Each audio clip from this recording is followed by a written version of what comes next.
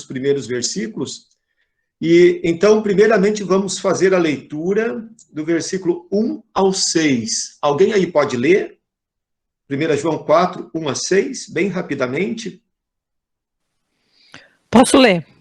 Por favor.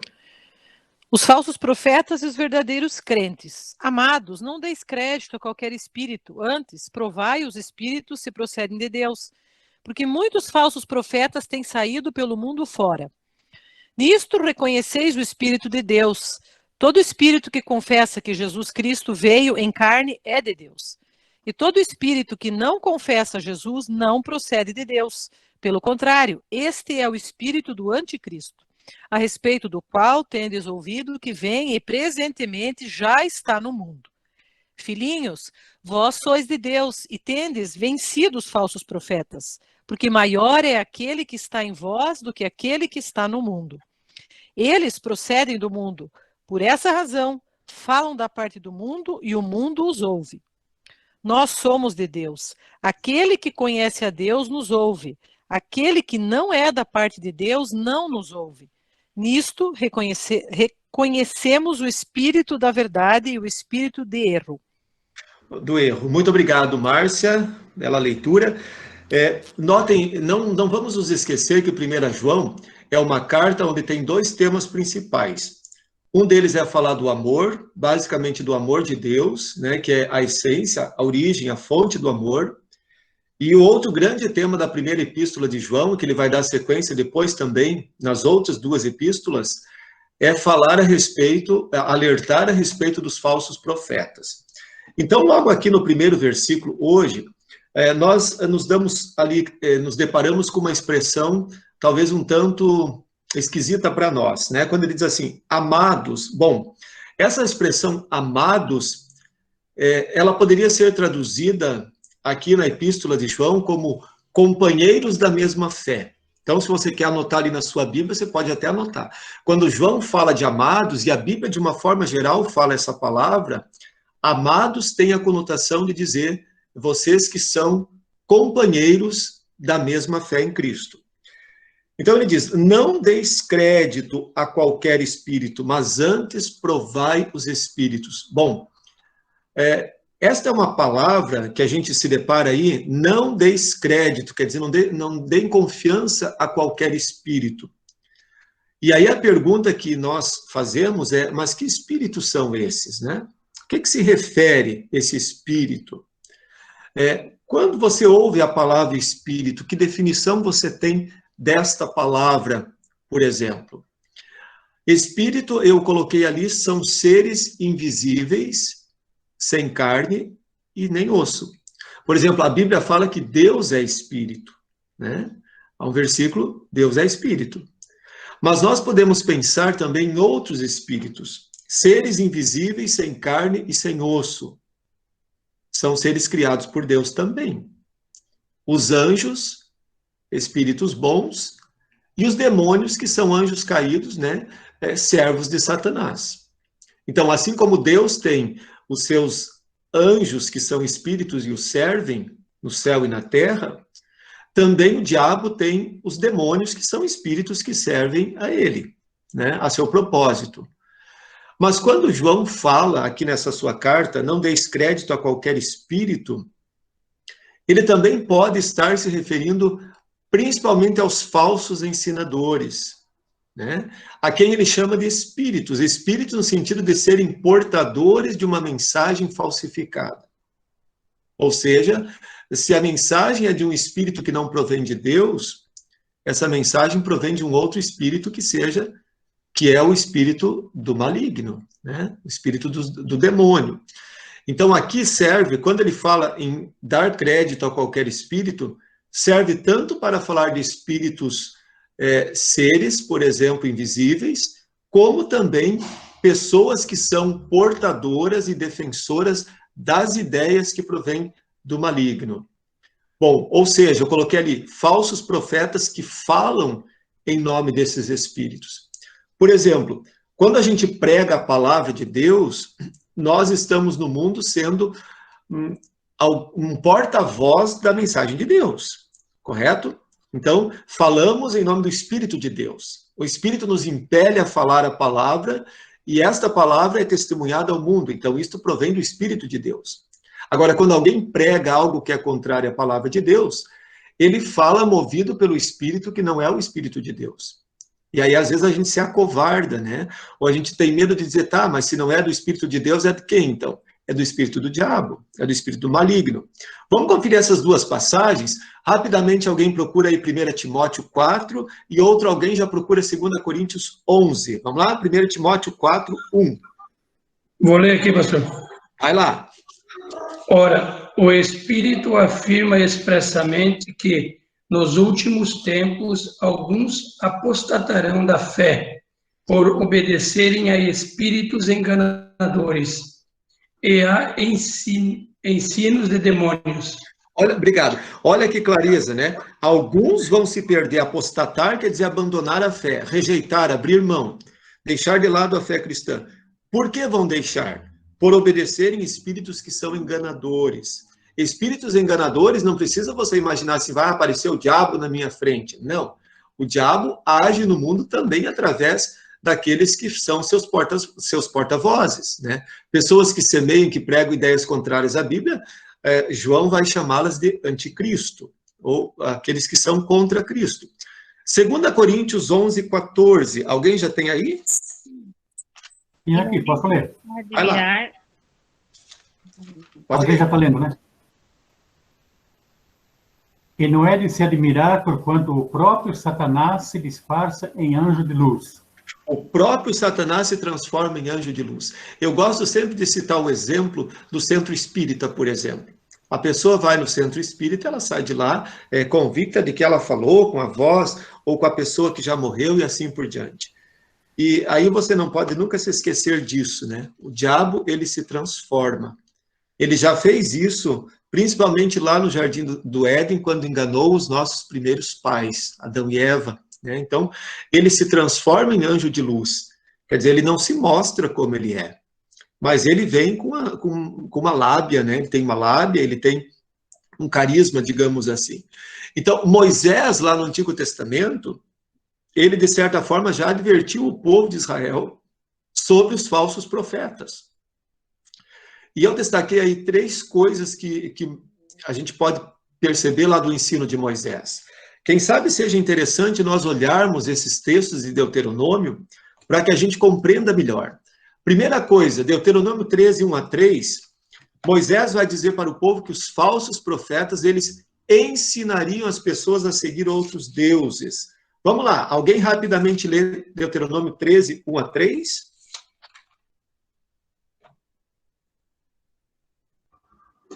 Vou ler, pastor. Quando o profeta ou sonhador se levantar no meio de ti e te anunciar um sinal ou prodígio, e suceder o tal sinal ou prodígio de que te houver falado, e disser, vamos após outros deuses que não conheceste e sirvamo-los, não ouvirás as palavras deste profeta ou sonhador, porquanto o Senhor vosso Deus vos prova para saber se amais o Senhor vosso Deus de todo o vosso coração e de toda a vossa alma. Muito obrigado. Notem que quando a gente lê uma passagem como esta aqui, por exemplo, a gente logo relaciona seguir outros deuses com seguir, por exemplo, ídolos, né? Mas você já observou que um dos grandes deuses que são pregados e são seguidos hoje é a teologia da glória, a teologia da prosperidade, por exemplo? Quando você, às vezes, ouve essas pregações que te prometem o céu e na terra, e te prometem curas de todos os tipos e milagres de todos os tipos, isso é teologia da prosperidade, ou então teologia da glória, né?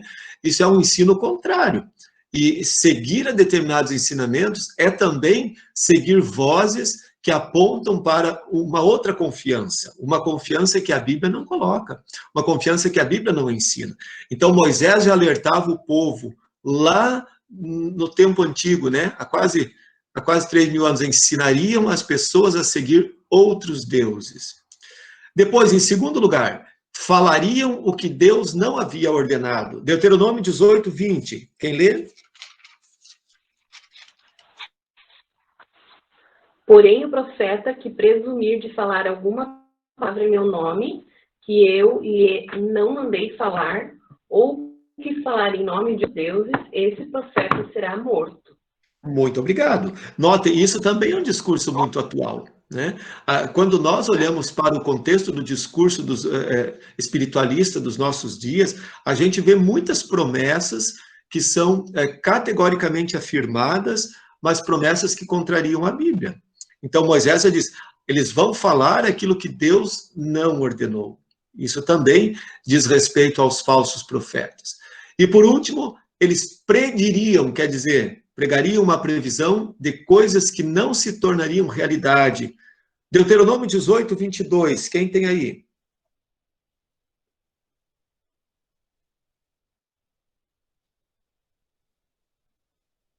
Ninguém tem? Vou ler aqui, tá? Fiquem sabendo que se um profeta falar em seu nome de Deus, mas se o que dizer não acontecer, então o que dizer não foi mensagem de Deus. Esse profeta foi atrevido e vocês não precisam ter medo dele. Ok. Se algum profeta disser alguma coisa que não aconteça, e aí eu fico me recordando aqui e fico pensando quantas igrejas já fizeram promessas, inclusive da volta de Cristo, do final do mundo, marcaram dia, marcaram data, mais de uma vez, 2, 3, e as pessoas continuaram lá crendo nesta mensagem. O texto de Moisés é muito claro. Falsos profetas vão predizer, vão anunciar coisas que não se tornam realidade. E por que não se tornam realidade? Porque não provém do Espírito de Deus. Aí, agora, de novo, então, a gente volta lá para 1 João, capítulo 4, e a gente entende o que significa essa palavra de João, quando ele diz, não deem crédito a qualquer espírito, antes, provai os espíritos para ver se eles falam de Deus. E aí eu trago o exemplo do Antigo Testamento lá de Saul, né? 2 exemplos aqui de Saul. Saul, vocês sabem, ele foi o primeiro rei do povo de Israel. Lá em 1 Samuel, capítulo 18, versículos 10 e 11, nós lemos que Saul, em determinado momento, ele foi...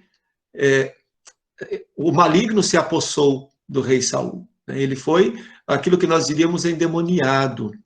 E depois, lá em 1 Samuel, capítulo 28, Saul também consultou uma médium. O que é uma médium? Uma vidente? Alguém que diz falar com os mortos, trazer mensagem do mundo do além. Notem, eu sempre costumo chamar a atenção que essa história do rei Saul, que ele consultou uma cartomante, uma necromante, na verdade, né? Ela não está à toa na Bíblia. Aliás, nada do que está na Bíblia está à toa. Mas ela está ali justamente para mostrar para nós que existe essa coisa das pessoas achar que se comunicam com espíritos dos mortos, sim. Mas a Bíblia faz questão de dizer que isto não procede do Espírito de Deus. E aí a gente acabou de ler um texto onde diz que o Satanás ele se transforma até mesmo num anjo de luz. Então veja, aparentemente as pessoas pensam que é uma coisa boa, né? Pensam que é um consolo, na verdade. Mas na realidade é um disfarce do espírito enganador. E aí vamos lembrar todo o contexto da primeira epístola de João. Era um contexto justamente de negação de Cristo, né? Era um contexto dos gnósticos, né? Que diziam Jesus ser uma aparição, uma coisa que não era real e assim por diante. Versículo número 2, ele vai dizer assim, nisto reconheceis o Espírito de Deus. Todo espírito que confessa que Jesus Cristo veio em carne é de Deus. E aí, veja, espírito que confessa. Bom, confessar significa concordar, admitir. Quando a gente diz assim, vamos confessar a nossa fé, é como se nós estivéssemos dizendo, vamos dizer aquilo que a gente concorda. Vamos dizer aquilo que nós admitimos ser correto, ser verdadeiro, ser puro.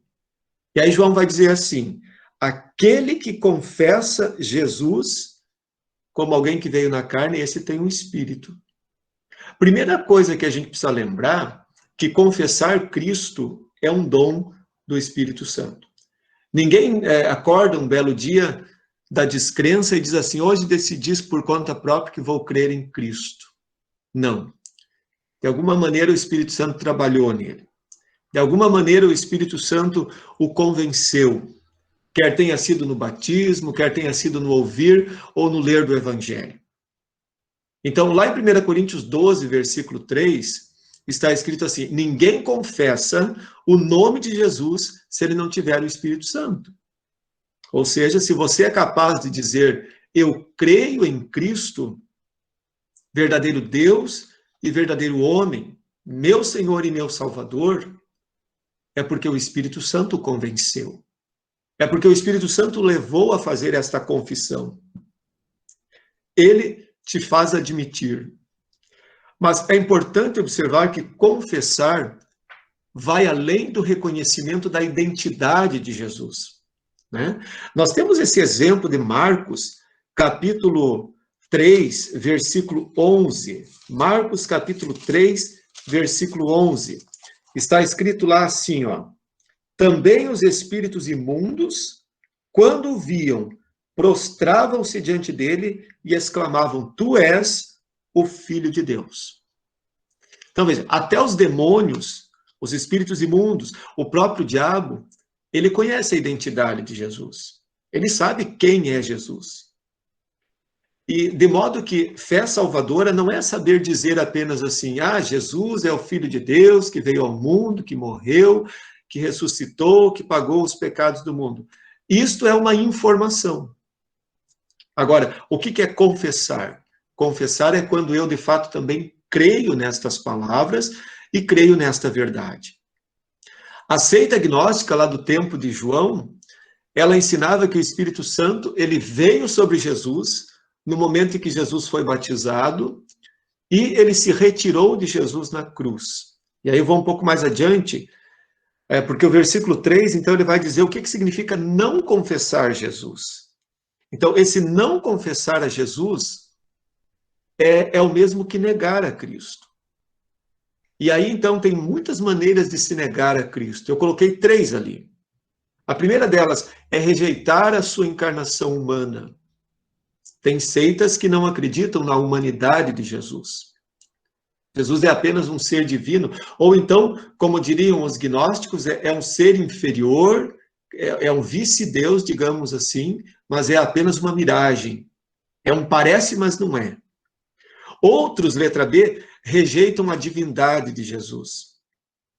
Então, tem muitas pessoas que admitem e aceitam o Jesus histórico, aceitam Jesus como até um enviado de Deus, mas apenas como um mensageiro de Deus. E então não creem que Jesus seja um ser divino, eterno, juntamente com o Pai e o Espírito Santo.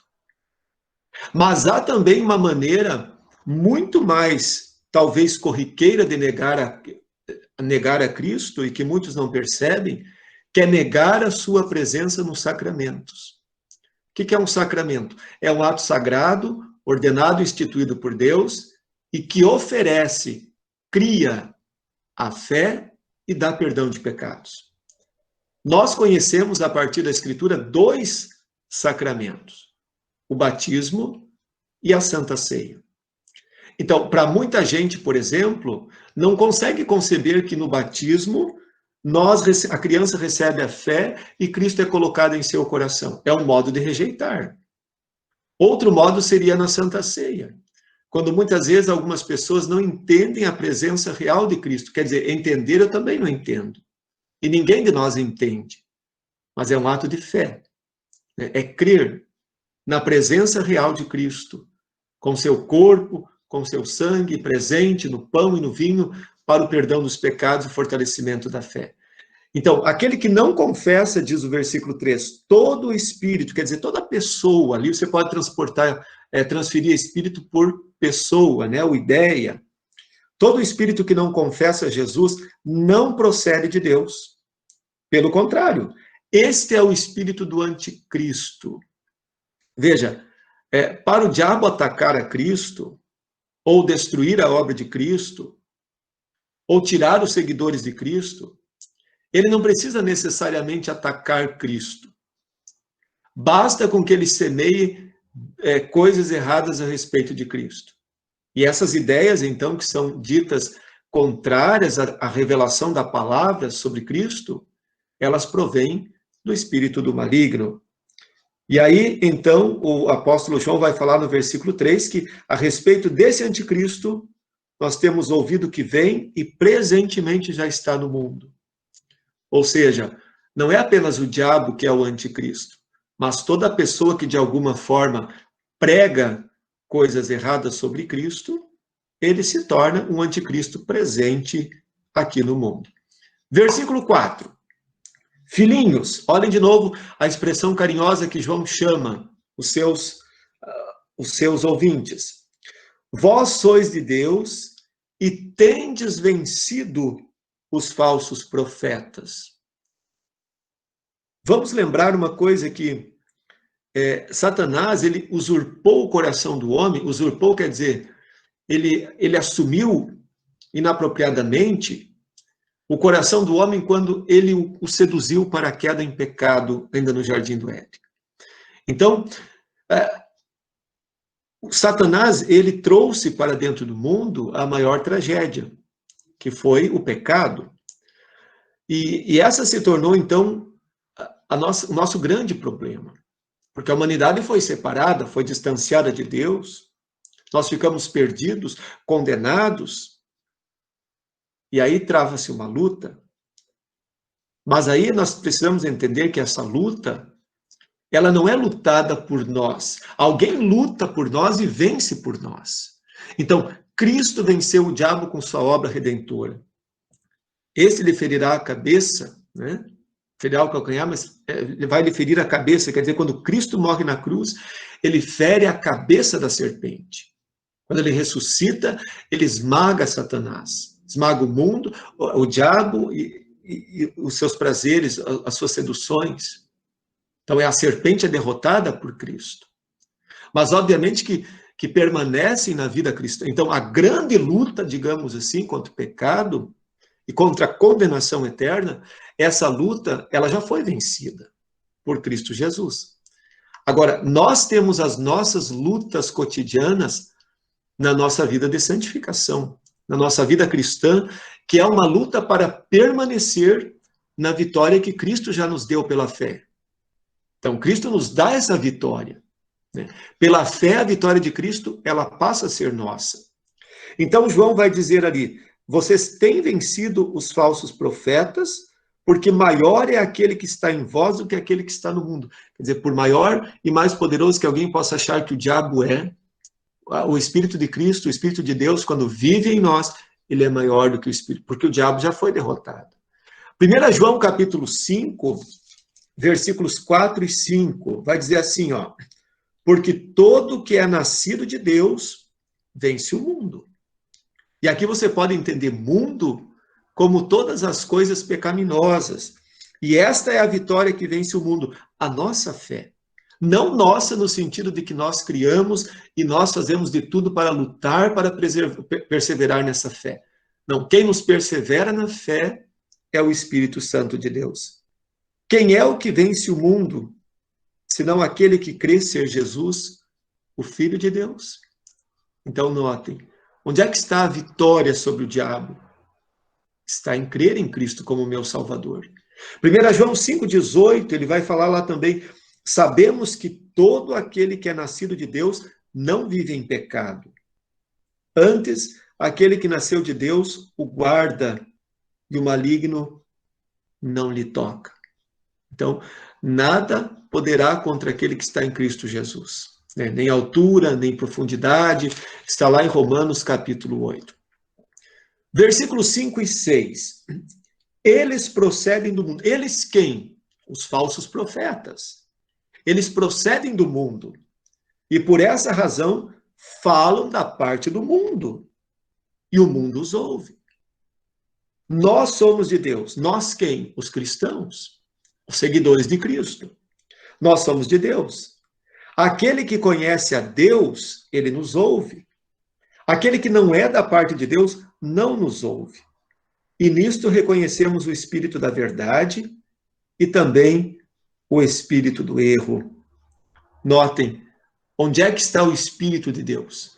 Está naquele que confessa Jesus Cristo como seu Senhor e seu Salvador, verdadeiro Deus e verdadeiro homem. Então, aquele que conhece a Deus nos ouve. Quem é esse nos ouve? Era o apóstolo João.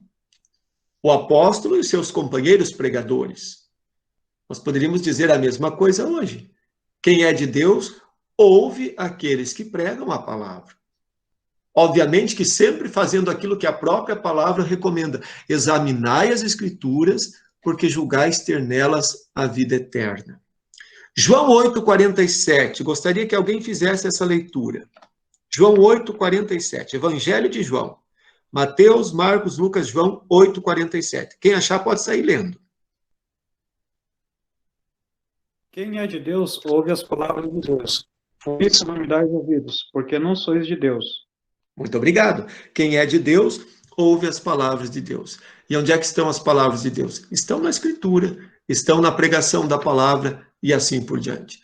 1 Coríntios 10 é um texto bem importante, eu deixo para vocês lerem depois. É um texto que fala também de não dar créditos aos demônios. Bom, agora nós vamos entrar na segunda parte do texto. Quero fazer apenas algumas pinceladas. Primeiro eu vou falar algumas coisinhas aqui e depois a gente vai fazer a leitura corrida lá no texto. Essa segunda parte, do versículo 7 em diante, ele vai trazer a grande temática de João, que é sobre o amor. Ele vai falar que Deus é amor. E eu gosto sempre de chamar a atenção que este é um versículo que, ali no versículo 8, onde ele diz assim, pois Deus é amor. Vocês devem estar lá, né? 1 João 4, 8. O finalzinho do versículo diz, Deus é amor. E quando a gente olha no texto original, lá tem um artigo na frente do amor. Deus é o amor. E isso muda o sentido do texto. Porque se Deus é amor, a gente pode dizer que outras coisas também são amor. Mas se a gente fala que Deus é o amor, então ele é a essência do amor. Ele é a fonte do amor. Então, a essência de Deus quer dizer aquilo que é próprio. Essência quer dizer aquilo que é próprio. Né? A essência de Deus, aquilo que é próprio de Deus, é o amor. E aí vamos pensar um pouquinho de que maneira se manifesta esse amor de Deus. E eu coloquei em letra vermelha ali, né? O amor de Deus, ele se manifesta na boa vontade de Deus para com seu povo.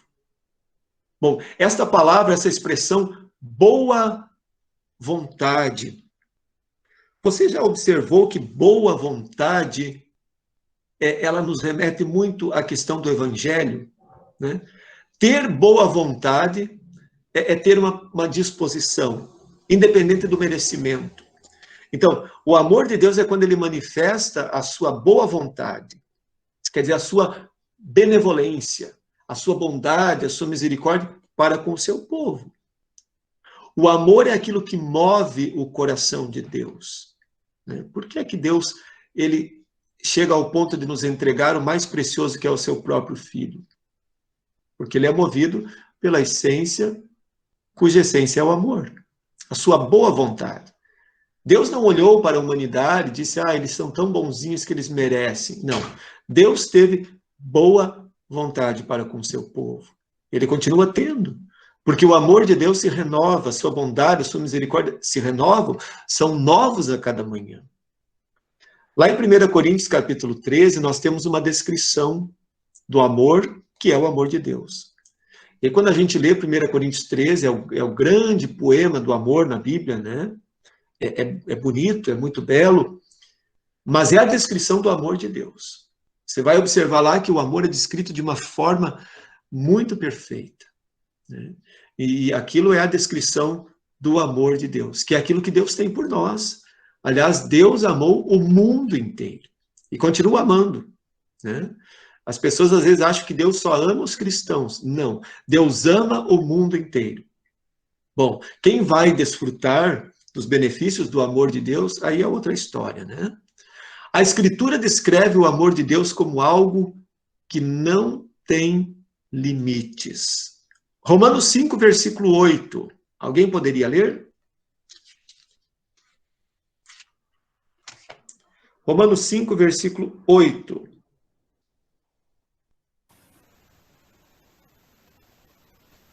Mas Deus dá prova do seu amor para conosco, em que, quando éramos ainda pecadores, Cristo morreu por nós. Deus prova o seu amor para conosco, né? E de que maneira? Sem limites. Porque ele entrega aquilo que ele tem de mais precioso, que é o seu próprio Filho. Então, veja, a Escritura descreve o amor de Deus para conosco. Eu queria voltar só uma coisa que eu esqueci aqui nesse slide. Ó. Quando a gente, então, olha para o amor de Deus como aquele princípio que nos move também a amar o nosso próximo, às vezes as pessoas têm uma visão muito romântica do amor, né? Que o amor o amor, veja, essa expressão boa vontade, o amor é manifestar a boa vontade. Então, às vezes, você nem gosta lá tanto assim de uma pessoa. Mas de que maneira você pode amar essa pessoa biblicamente? É manifestando a ela a boa vontade, tendo boa vontade para interpretar, para ajudar, sempre da melhor maneira. João ensina que o amor de Deus, ele nos move também a amar o nosso próximo. Então, esse amor que a gente recebe, ele também quer ser vivido, né? Biblicamente, o amor é uma reação positiva do coração. Olhem que coisa interessante isso aqui. O amor, biblicamente falando, é uma reação positiva do coração. Quer dizer, você vai ter boa vontade para agir, boa vontade para entender da melhor maneira, boa vontade para ser compreensivo. Então, não necessariamente é como em outros portugueses a gente diria morrer de amores pela pessoa, né? Mas é ter uma reação positiva para com aquela pessoa. E aí, em Gálatas 5:22, nós somos lembrados que o amor é a virtude maior, porque ele é o primeiro fruto do Espírito de Deus em nossa vida, né? Se alguém diz que ama a Deus, ele necessariamente vai amar o seu próximo. Primeiramente vai amar a Deus, mas esse amor que ele recebe de Deus também vai fazer com que ele manifeste o amor na vida do seu próximo. Por vezes, o amor exige atitudes desconfortáveis. E aí eu coloquei 3 características do amor. O amor, voltando lá para a primeira epístola de João, o amor é demonstrável, né? Versículo 7, amados, amemo-nos, porque o amor procede de Deus. E todo aquele que ama é nascido de Deus e conhece a Deus. Veja, é um convite para nós demonstrarmos o amor. Amor é ação, é palavra e ação, é atitude. O amor é atuante no mundo, né? Capítulo 3, versículo 17, vai falar que se alguém tem recursos e vê o irmão passando necessidade e ele não acode, então não pode permanecer nele o amor de Deus. E também o amor é responsivo, né? Responsivo, pois não? Pode colocar para apresentar de novo, que alguém começou a apresentar em cima. Sim. Obrigado. Ok, vamos lá de novo, então.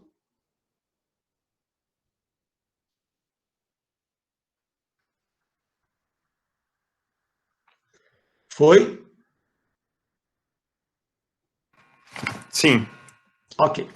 E por último ali, então, o amor é responsivo. 1 João 4, versículo 19. Nós amamos porque ele nos amou primeiro. Quer dizer, responsivo no sentido de ser uma troca, né? Quando você recebe amor, você também dá amor. E aí nós temos que ver qual é a fonte do amor. A fonte do nosso amor é Deus, né? É desse amor que nós recebemos que nós somos capacitados. Ninguém ama de si próprio. Se nós não estivermos ligados à verdadeira fonte do amor, nós também não sabemos amar. Não aprendemos a amar e não conseguimos amar. E aí eu não poderia encerrar essa fala sobre o amor sem lembrar desse versículo que é um versículo clássico, importantíssimo da Escritura Sagrada. Alguém já disse uma vez que se a gente tivesse que escolher um único versículo para resumir a Bíblia, nós poderíamos perfeitamente escolher esse versículo aí. Porque Deus amou ao mundo de tal maneira que deu o seu Filho unigênito para que todo que nele crê não pereça, mas tenha a vida eterna. Bom, feito essa explanação... Pastor? Pois não? Desculpa, mas de novo a moça colocou para para apresentar e para outra apresentação. Não tem problema. Vamos lá para o texto da Bíblia, 1 João, capítulo 4, versículo 7.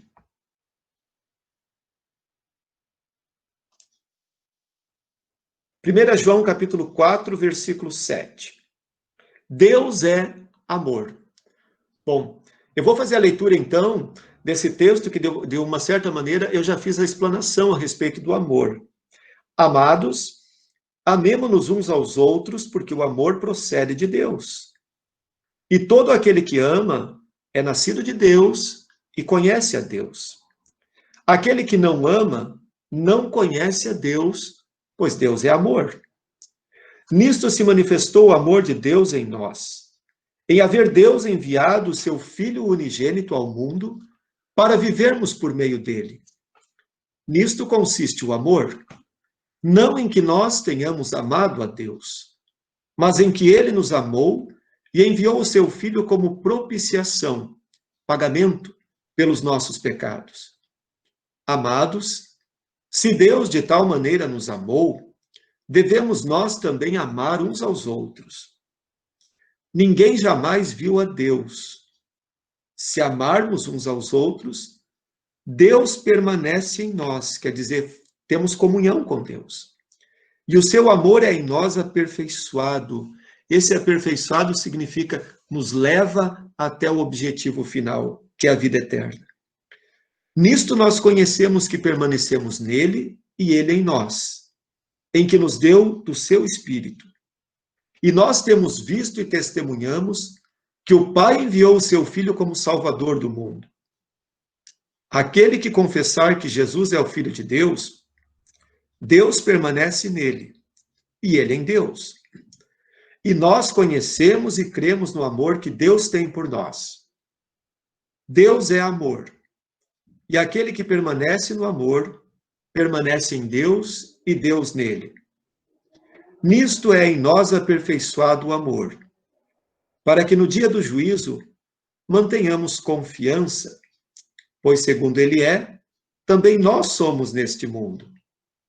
No amor não existe medo, quer dizer, não há o terror da condenação. Antes, o perfeito amor, quer dizer, o amor de Deus, ele lança fora esse terror, esse medo. Ora, o medo produz tormento. Logo, aquele que teme não é aperfeiçoado no amor. Quer dizer, aquele que não confia, aquele que não está em Cristo, ele não é levado até o objetivo final, que é a vida eterna. Nós amamos porque ele nos amou primeiro. Se alguém disser, amo a Deus e odiar a seu irmão, é mentiroso. Pois aquele que não ama seu irmão, a quem vê, não pode amar a Deus a quem não vê. Ora, temos da parte dele este mandamento, que aquele que ama a Deus, ame também ao seu irmão. Um belíssimo texto, né? Texto maravilhoso de João, que fala do amor de Deus como o elo fundamental e a base fundamental da comunhão que nós temos uns com os outros, do amor que nós nutrimos pelos irmãos na fé em Cristo Jesus. Bem, gente, o estudo de hoje era isto aí. Alguém gostaria de contribuir, perguntar? Fique à vontade.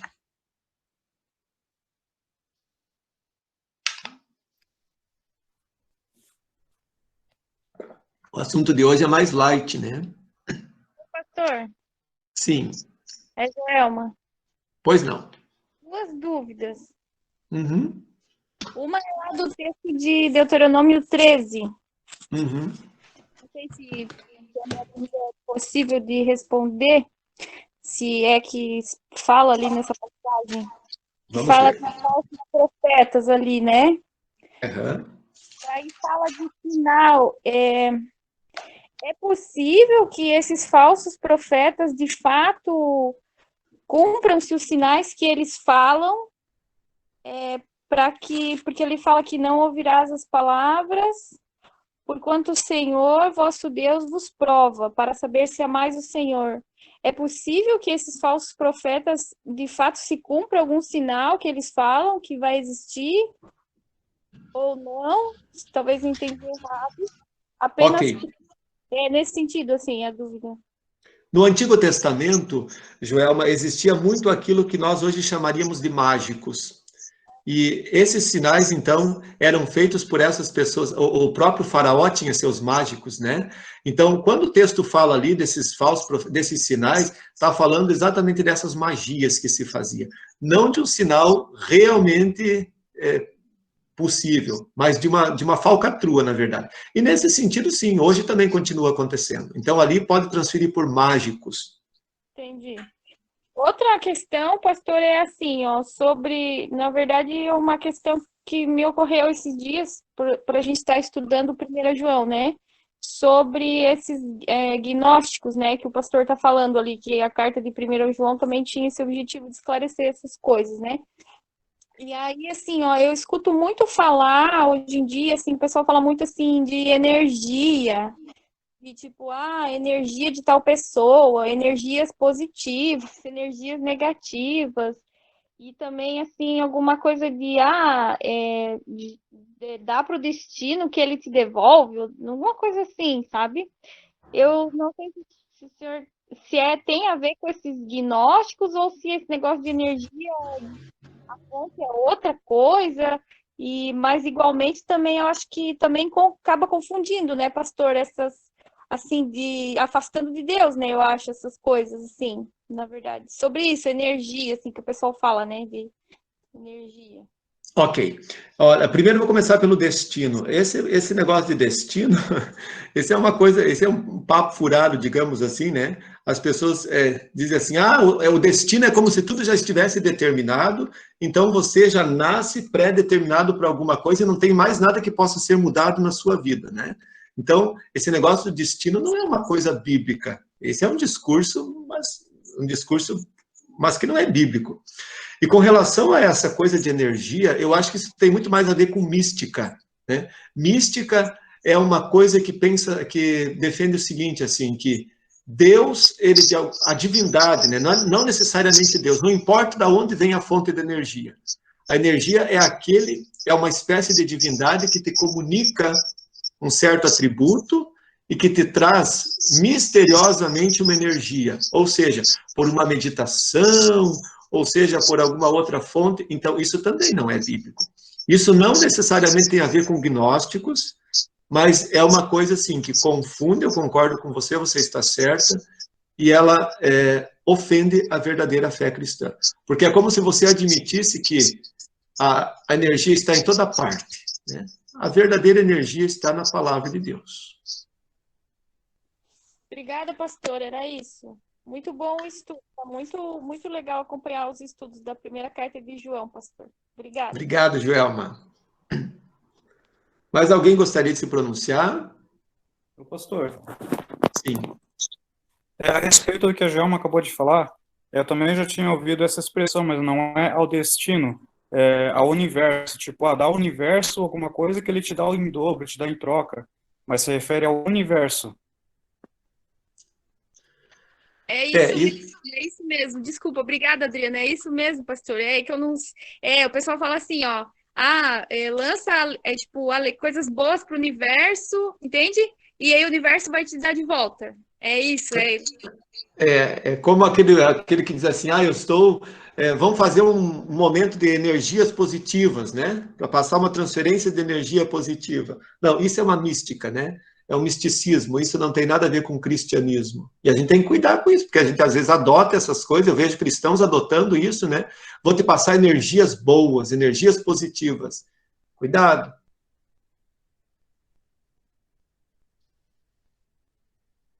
Mais alguém? Gente, então, se ninguém mais tem dúvidas nem perguntas, para a semana que vem vamos concluir a carta de 1 João. Podem ler o capítulo 5.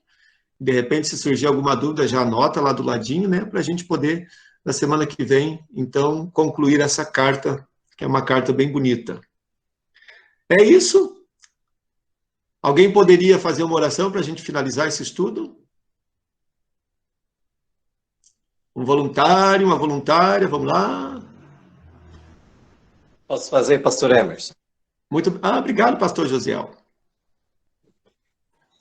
Pastor Deus, Pai, nós te louvamos e te agradecemos por essa oportunidade de estudo, de esclarecimento, de crescimento na tua santa palavra que nos revela para que possamos, além de conhecer a Ti, o Teu amor, também crescermos em graça e sabedoria diante da Tua santa vontade e o desejo de que todos nós possamos permanecer na fé e na salvação, para que juntos desfrutemos da vida que Tu tens preparado para todos os Teus filhos.